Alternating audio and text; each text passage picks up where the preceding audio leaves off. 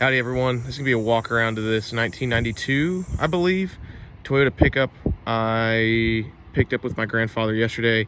It's been sitting on his land for probably 10 years. He bought it for 500 bucks and drove it up there, used it on the property a few times, and then something happened with the fuel pump, I believe, and mice got into the engine bay and chewed some wires and vacuum lines and stuff, so it doesn't run. But this is a 1992 Toyota pickup, like I said, four-wheel drive. I believe it has some type of body lift, but it's in rough shape. It has its pros and cons. And anyway, so I'm not really gonna be able to work on this for probably another 6 months. I'm just gonna start ordering parts that I can see that we're gonna need, and then hopefully I'll be able to work on this more in the future. So, like I said, 1992 Toyota pickup. It's pretty rusty. The frame up in the front looks fine. But towards the back it gets a little worse. So, you know, obviously it's gonna need basically new front end components all around. And my plan is to take all this apart, clean up the frame. See, that part right there is fine. But it's got a four-wheel drive, like I said, locking hubs.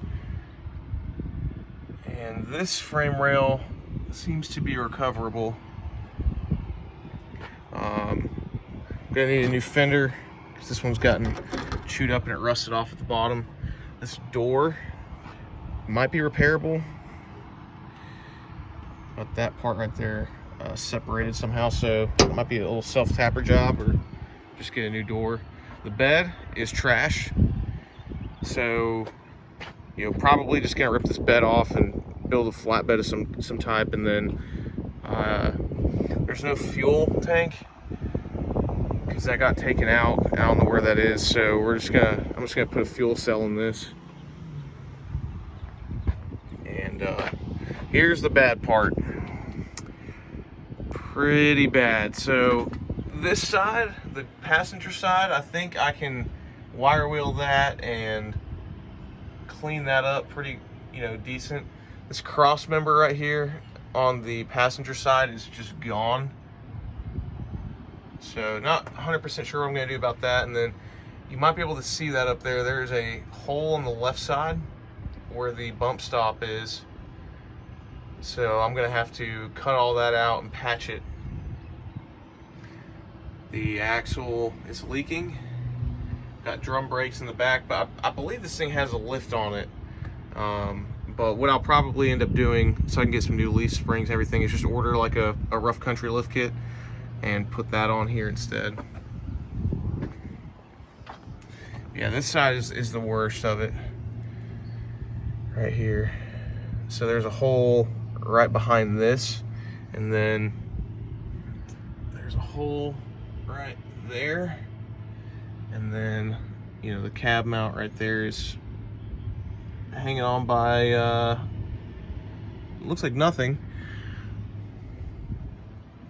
And then over here there's a nice hole right there in the frame.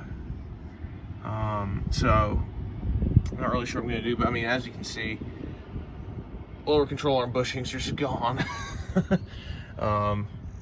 Torsion keys need to be rebuilt. All that's pretty bad. New tires, gonna need to put some new hubs in there, but I think those work. But this side of the truck, at least the cab is clean. The inside of this is mint. Stick shift. Aside from missing a radio, this thing is mint. It's got the factory manual in it, 1992. What is that, 5-speed? Yeah, 5-speed plus reverse. Two high, 4 high, low, neutral, all that good stuff. And 97,812 miles. So yeah. That's pretty much it. she's in rough shape. Let me show you the engine bay. Show you how bad the oh, there we go. Show you how bad this mouse nest was here. Yeah. So Legendary 22 RE. I looked under there. Mice have not gotten under the air filter. The throttle body's closed, so that's good. But yeah, there was some pretty bad mouse nests. I mean, you can see all the rat shit over there. But I've taken a bunch of pictures. I'm gonna try and get a bunch of new vacuum lines and wiring harnesses and stuff, and hopefully get this thing going. So anyway, stay tuned, and hopefully this will be back on the channel here in the next 6 months. Thanks, Giggle.